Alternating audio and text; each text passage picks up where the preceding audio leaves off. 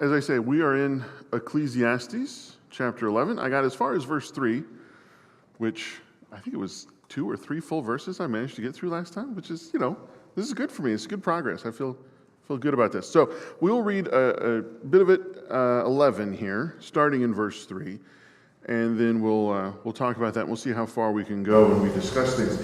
I will just continue to reiterate, as I have been the last few weeks, that this particular section here at the end of the book of Ecclesiastes, in 10 and 11, for the most part, a little bit in 12, is much more informed like the book of Proverbs, both books generally considered to be wisdom books. The format here is much more short, little punchy aphorisms that contain kind of general nuggets of wisdom that are not necessarily all related to one another as you go along. Unlike other parts of Ecclesiastes where you have much longer stretches where he will discuss a particular topic more at length, though they all kind of stick to the general topic of Ecclesiastes, discussing purpose in life. So, beginning in 11:3, if the clouds are full of rain, they empty themselves upon the earth. And if a tree falls towards the south or toward the north, in the place where the tree falls, there shall it be.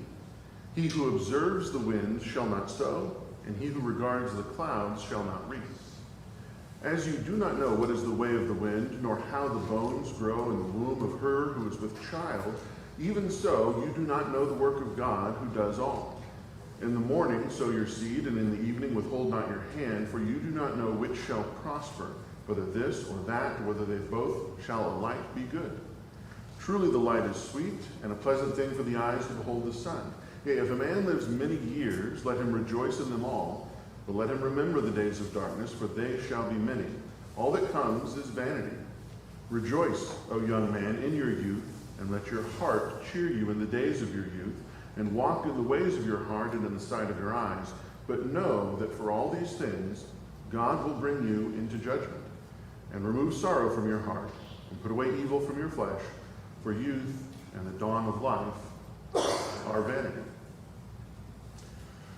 So again, the general theme of Ecclesiastes, as we've talked about over and over and over, is purpose in life, or the lack thereof. And so, beginning of verse 3, he has a couple verses in a row talking about agricultural things. Clouds are full of water, they pour rain, a tree falls, talking about planting. What does he mean, though, when he says, or why say, that if clouds are full of water, they pour rain on the earth, and whether a tree falls to the south or the north, in the place where it falls, it will lie? What does that have to do with anything?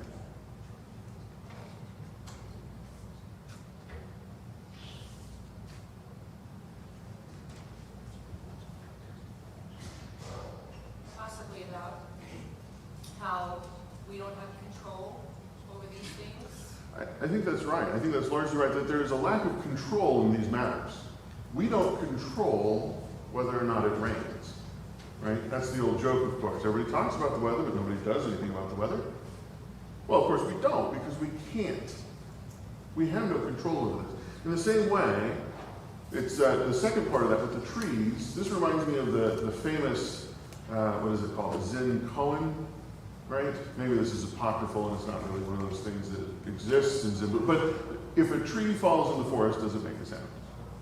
It is intended to be the sort of unanswerable kind of question that you just sort of ponder on, to get you to think about these ideas. And it says, if a tree falls to the north or to the south, it just falls where it falls. And this isn't quite the same idea, is it? It's not sort of intended to get you to think about what is the nature of trees falling in forests. But trees fall all the time. They fall when we know about it, right? When it hits your house or it takes out your fence. And they fall in the forest all the time. You don't know anything about it or have any control over it. Thousands of them, millions around the world fall. And no one knows or controls any of it. So why point this out now? We've had 10 chapters talking about what is our purpose in life.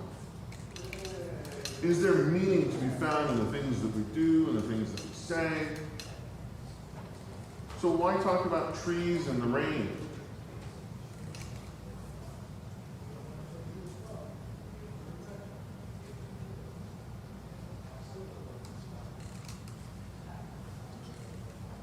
Maybe because it's already there. We have our paths we're supposed to walk and things that we're supposed to do, whether we know it or not, or learning. But at the end of the day, the trees are going to fall, the rain's going to fall, and the world is going to be the way it is, and that's from the front of the book to the back. Yeah, it's important to us to recognize the things that are within our control and the things that are not in our control. Yeah.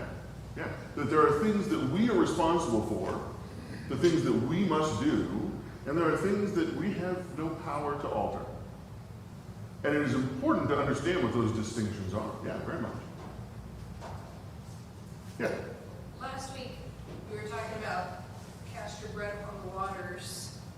It's related to taking risks. Mm-hmm. And when we take risks, we can't control the outcome of what happens. Very much so. Yeah. And for all that I just said that we have short proverbial aphorisms in this section, there is a little bit of a through line between the first few verses, 1 and 2, and 3 and 4, and then when we get down here into 5 and 6 as well. Well, and even, 5 and 6. That we don't have control over the world around us. So that sometimes we have to take risks without knowing what's going on, right? 1 and 2. 3 and 4 emphasize again our inability to control events. We can't make it rain. We can't control which trees stay up, right? We can give ourselves an illusion of control, right? I can make sure this one tree does what I want it to do, but I can't take control of the whole forest. And so that illusion of control can sometimes deceive us. And I'm just going to just leap ahead right here to 4. Whoever watches the wind will not plant, whoever looks at the clouds will not rain. If you spend your time worrying about those things, you will find yourself frightened into inaction. You'll be constantly worrying about what could possibly go wrong. Watching the wind, you won't plant. Looking at the clouds, you will not reap. I am not a farmer. I am not a rural person. And as I was actually saying this to my wife on the right here, we were talking about what kind of tree is that. I'm not a botanist or any sort of outdoor person much at all of any kind. But I almost wonder if these two things are deliberate, right? The wind and the rain. Because rain can destroy your harvest, and the wind can interfere with planting, especially if you have to just throw seed, right? If you're scattering it in the old-fashioned way. And part of what I think he's saying with these two things is that if you spend too much time concerned with those, right, you're too focused on them, you will be forced into inaction because you can't predict what's going to happen today. You make a good guess, but you don't really know. Unexpected things happen all the time. And you have to just sort of take a chance. Right? As he talks about in verse 1 and verse 2. You cast your bread on the waters, you step out on faith, and you do those sorts of things anyways. Anybody ever been paralyzed by a decision? Yeah, a lot of us have. One of those wonderful things that unintended consequences in this is low stakes. You know those machines that you see in fast food places that have 101 choices? You like push the button. It's like, well, what do you want to drink? It's like, well, I'll have a Coke. And it's like, would you like it with cherry or vanilla or orange or lime? One of the problems with those, with having all these choices, is that they found that people now make fewer of those choices than they used to, right? They won't branch out. It actually constrains the choices you make because people find it just too overwhelming. I can't think about it. There's too many things that I could consider. Do I want it caffeine-free or do I want it diet? And do I want it with lime? Or maybe cherry and vanilla? I can't think about it anymore. And this is, again, similar to what he's getting at here, right? That if you think about these things too much and too hard and try and calculate it out and game plan to the end, you can paralyze yourself into doing nothing at all. You can end up just being static and inactive.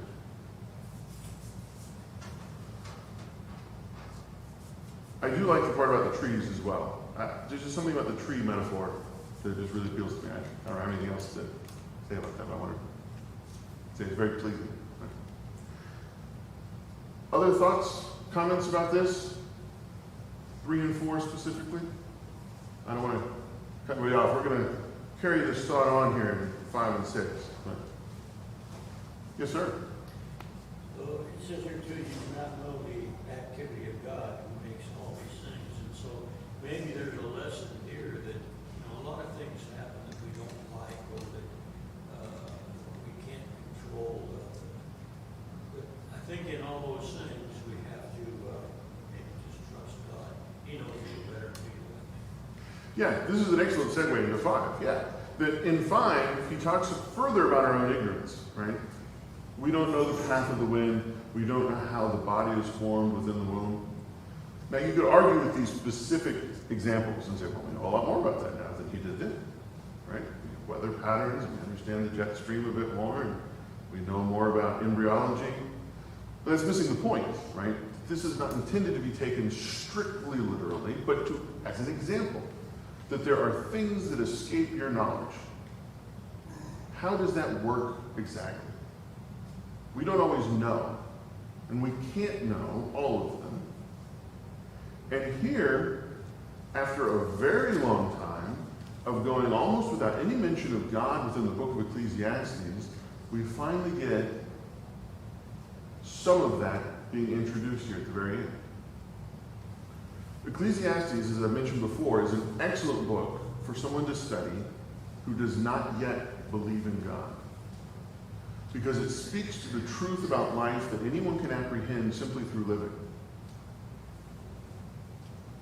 That you will not find purpose in seeking after money or pleasure. That given a few years of experience, you will realize that you have very little control over what your legacy will be even. You cannot dictate to your children how they should live. They will grow up and become their own people, and the things that you think you build to last could be easily torn down by the next generation as soon as you're gone. These things are all knowledge, are known to us. And so what he is saying here, what we finally get introduced is the Creator God. He's saying, look, there is a Creator. The world just didn't exist on its own. This is obvious to even the meanest intelligence who is willing to look at it, I think, with open eyes. To deny the existence of a Creator is just foolishness. And he says, look, there are things you can't understand, but there is a person, a being that made them. God made them.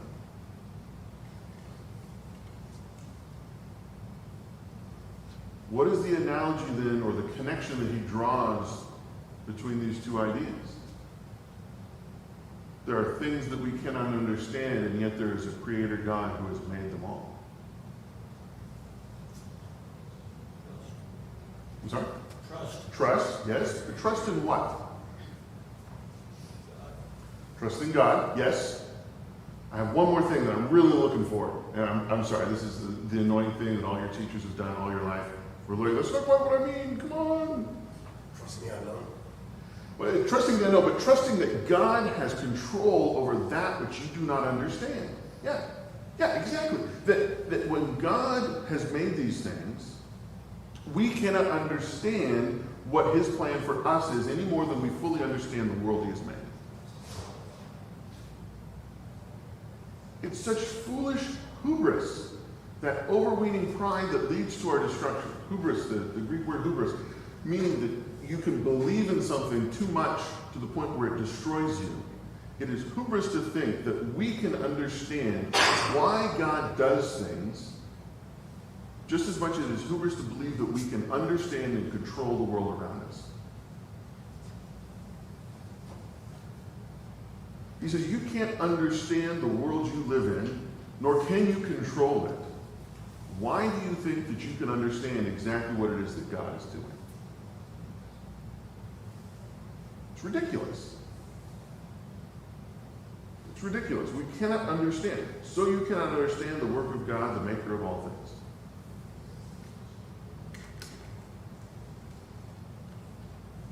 Is this hopeful or is this depressing?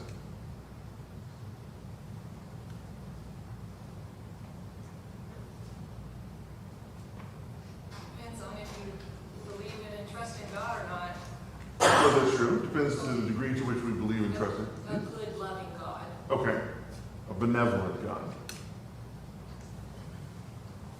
Yeah. You know, we can trust, we know God is supreme and knows things we don't. Sometimes it's hard to accept those things, and I think we have to accept those. And that's not good. It can be difficult at times, yeah. Certainly. To believe that God has our best interest in heart. Right? There are things that we endure that are difficult, painful, miserable. Certainly. What is our response? What is our response to this knowledge? He says you cannot control the world around you. You cannot even understand the world around you. You do not know what it is that God has planned. You cannot understand. You would not understand His plans. Could you even know them? Right? God is so far above us. Yes. Well, it's kind of comforting because it's not our job to understand anymore. You know, we don't have to try to keep up with God's plan. Our only responsibility, and therefore our response, is just to have faith. Yeah, certainly. If we believe in a benevolent God, which, I mean, it's something that comes a little later than the argumentation here, but that's right. Yeah.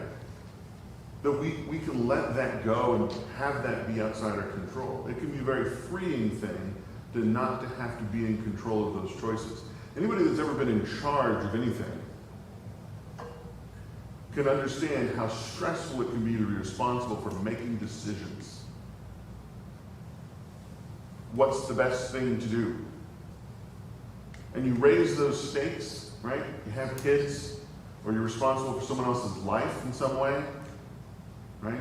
You lead people in the military, or you're some sort of police officer. When you make choices where it will affect life outcomes for other people, again, particularly if they're people you care about, right?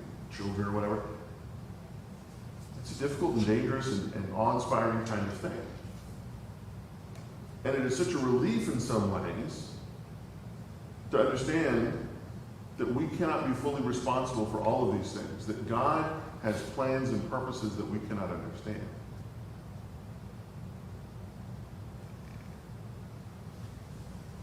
So what is our response? He gives it to us here in verse 6.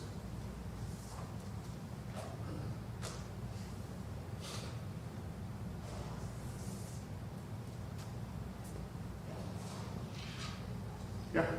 You know, these several scriptures are to me represent a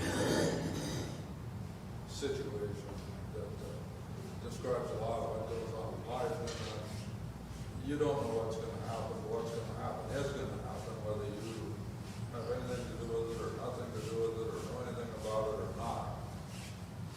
A lot of things are just going to take place completely out of your control. Mm-hmm.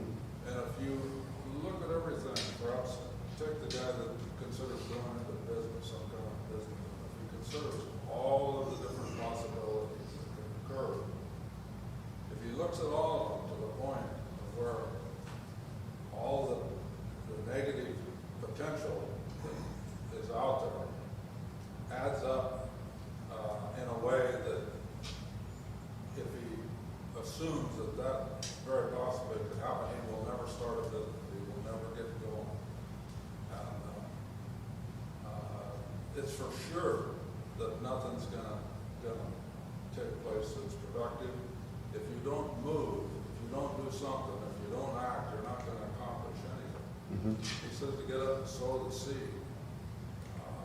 You don't know whether it's gonna be good or bad, whether it's gonna grow or not grow, but if you don't get up and sow the seed, nothing's gonna happen. Right. For sure. Right. For sure, nothing's gonna happen that's good. The potential is ruled out. So for fear of whatever it is, whether you're gonna plant a crop, as if I grew up on a big farm as a kid, you know, paid attention to all the weather reports and everything else, you wouldn't plant, you wouldn't do it. And then you certainly would never reap a crop. You had good years, you had bad years. You never knew. It's just a big gamble. But the point, I mean, there's probably more than one concept that you present here, but for sure, to me, it's if you analyze things too much and you don't act, you'll never accomplish anything. So get up and sow the seed. Yeah, I think that is, it's right to it, that you have to do something. Right? Inaction is not a good choice. You can't just be completely idle. You can't sit back and be utterly passive in the world and expect things to go well, or that things will happen, or that anything will be produced. Right? You have to act, make good choices as best you can. Right? He argues, I think, that you hedge what you can and do what you can do to try and be successful. Sow in the seed in the morning and in the evening, let not your hands be idle, for you do not know which will succeed. You know which choices are going to work out. But then you have to leave the rest of it in the hands of God. There's nothing else that there is for us to do. Our lack of knowledge, our lack of true wisdom, our lack of full understanding puts us in a position where we simply have to, as you say, several people have said, we have to step out on faith. Trust that God will do what God will do for our benefit, where, and then be able to relax a little bit with the fact that the decisions and the ultimate outcomes are out of our control. Which is not always an easy thing to do either, but nothing else to do. Yes, sir. My idea, my heart and my head. When I don't understand it, I just believe it. I believe because I don't see by sight, but by my faith. My faith. So I just believe it and ask God for guidance. What should I do? And then you can get response. I believe response. Because so many times it happened to me. When I decide to do something, and then it come to do something, and then I have a feeling in my heart that you don't need to do.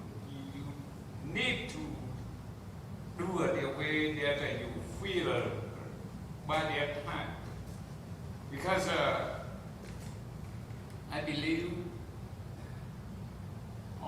everything that we don't understand, just have faith. Have faith. Because we don't see by sight, we need to see by faith. There's the faith in our heart. And then, I think in the New Testament, Jesus told Israel, nothing would be impossible. That means as long as you believe, you have faith, it's going to happen that surprise you or take you to the right point. Yeah, no, and that's right, that we cannot fully understand the full implications of everything, or understand even where every path is going to lead, but that doesn't prevent us from being able to make good choices based on what we do know and the principles of morality that we do have and understand. And there is an element of faith in trusting that things are going to work out the way that God intends them to do. If we believe that God is sovereign, if the world is in his control, then he will accomplish his ends regardless of the choices we make, good or bad. And so we choose as best we can in order to be in accord with his design. But we cannot thwart or change it. We're not going to stop God from getting done the things which he wishes to do. And so we choose as best we can to try and be in accordance with the will that he has. Yes, sir. This is kind of right up my alley. This is one of my life pillars that my dad taught me when I was young. It's choose right, choose wrong, but you have to choose. You have to do something. Activity is never going to be the right answer. And I think we've reached a point in humanity where we've decided that we intelligent enough, and we have enough technology that we can predict or see or know things that we don't know. And the word "but" is what I think is leading to a lot of the downfall. Like, I would take a leap of faith, but, or I would turn the other cheek, but it doesn't really have a place with us and with the life that we're attempting to live. We turn the things that we read in the Bible into cliches on some level, saying take a leap of faith. People forget what an actual leap of faith is. You have to jump, and when you do, and you do it faithfully and truthfully, then there are rewards on the other side of that. There are definitely dangers, but the dangers fall away when you do it the right way and when you're following the path that you should be. Again, the theme of being, having to choose and trusting that the outcomes will be as God designs and intends is one that runs strongly through these verses. And what you say about the modern world and the technology, believing that we have advanced to a point where we do not need to regard God, is true, but it has been a perennial problem. Right? This comes back all the time. I mean, you can go back and look in Genesis, right? And that they were building the Tower of Babel to reach the heavens. They had reached a point technologically where they decided they no longer needed to regard God. Ecclesiastes, Kohelet, the teacher, has gotten it right, that whatever has been will be again. That we have always thought, some portion of humanity, that we can dispense with God and do it on our own. And there will always be some portion of humanity that thinks that we have advanced far enough that we can dispense with God and do it on our own. We will never escape from it. It is a never-ending cycle of these things. Because human nature, we, in and of ourselves, fundamentally do not change either. We make the same bad and good choices, and we go through the same sorts of problems. People are deceived by the same sorts of lies. Yes? Well, for example, after the flood, man thought, well, we'll just build a tower so tall that this will never happen again. And of course, God confused their language, but they again took things in their own hands, and they were going to take care of it without God. Mm-hmm. Yeah.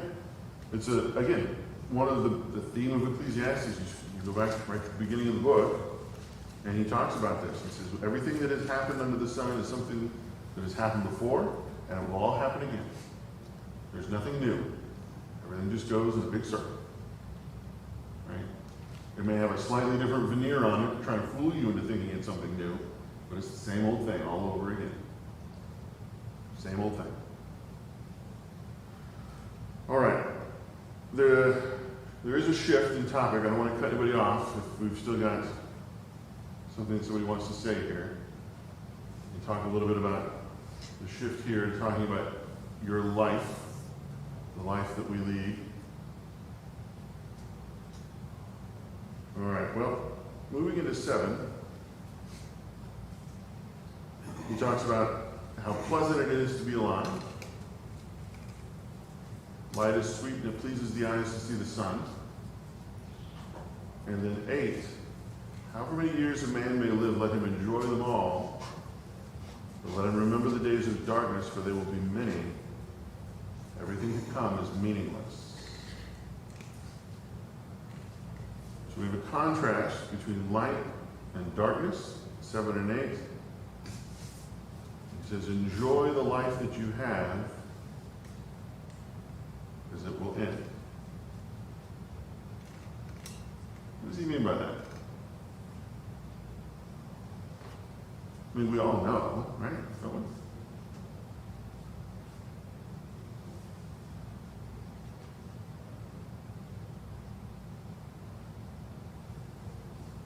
Well, I think it means he doesn't want us to forget about the tough times. I mean, life's just not a bundle of joy. I mean, we have to have some kind of perspective. And remembering them tough times that I'm sure everybody struggles through gives us that perspective. Yeah, it's possible that he's simply talking about, again, difficulties in life, or difficult days, days where things are not happy or pleasant, things that are very tough. I might argue even though that he's talking about being dead. Oh, being dead. Being dead. The days of darkness. Death.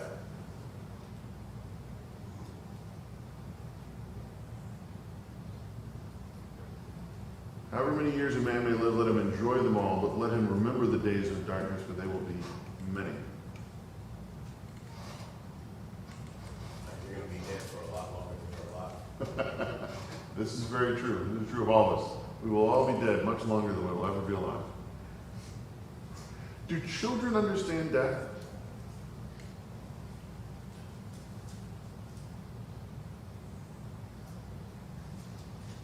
Well, it depends on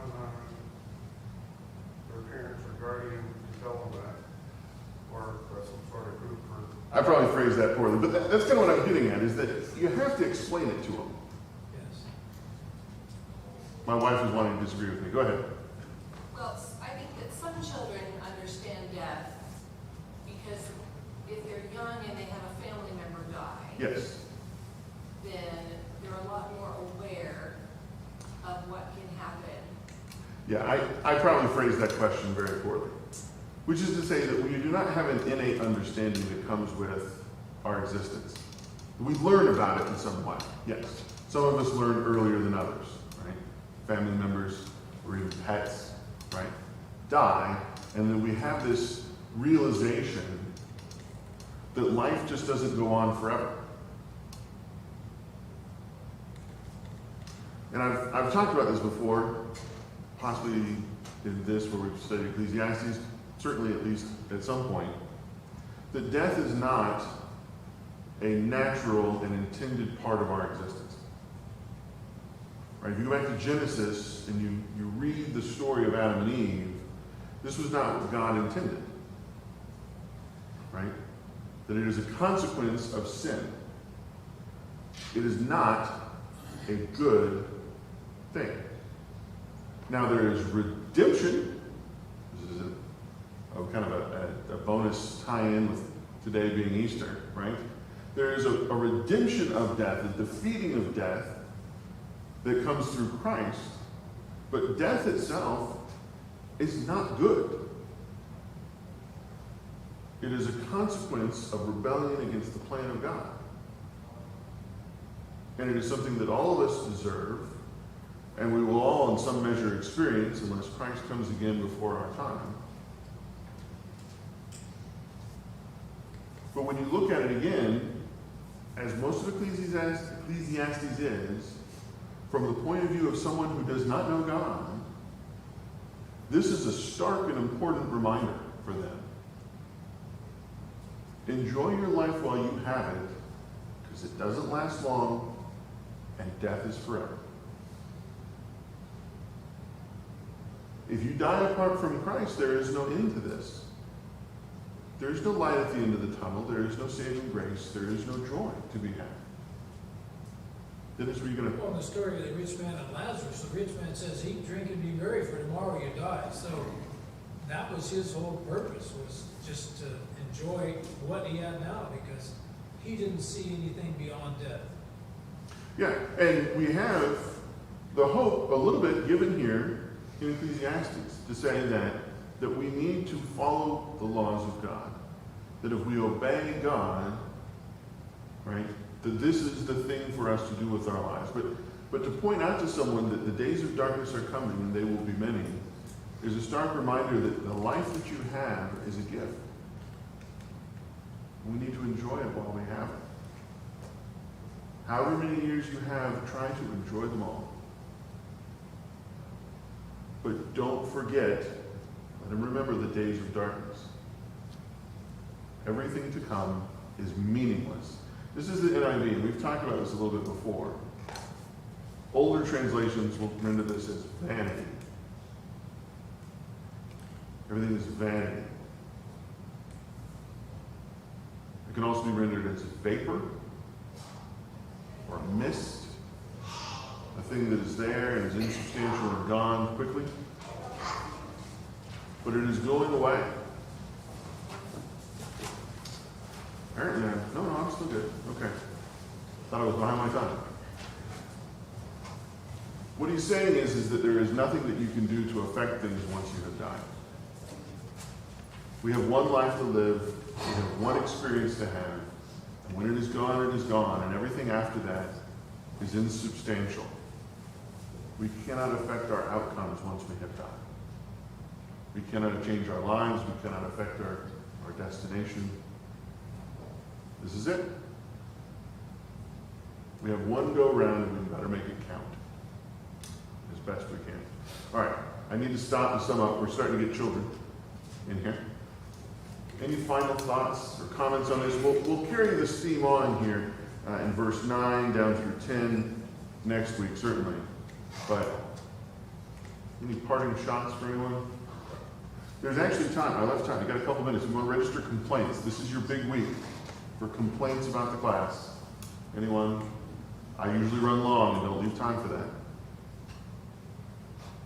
All right. Well, we'll stop there. We'll pick up in 9, maybe a little bit more in 8 when we talk again next week. But thank you all very much for your time and your attention. I really do appreciate it. There's lots of goodies in that. There are coffee juice, donuts, scones, fruit. You had me at